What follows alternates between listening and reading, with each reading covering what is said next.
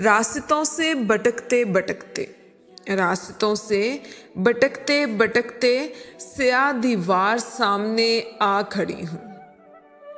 स्याह दीवार सामने आ खड़ी हूँ। सोचती हूँ यहीं ठहरी रहूँ या कोई तदबीर करूँ। ऐसा क्या करूँ जो दीवार के पार देख सकूँ। ऐसा क्या करूँ जो दीवार के पार देख सकूँ। मैं किंकर इकट्ठे करूँगी और दीवार के पार झांक लूँगी, और दीवार के पार झांक लूँगी। ऐसी खुशी का फूल वहाँ से चुरा लूँगी, ऐसी खुशी का फूल वहाँ से चुरा लूँगी।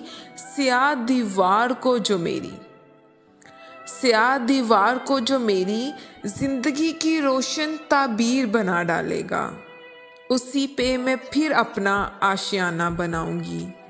उसी पे मैं फिर अपना आशियाना बनाऊंगी। मैं स्याह दीवार के पार सारे रंग ले आऊंगी। मैं स्याह दीवार के पार सारे रंग ले आऊंगी।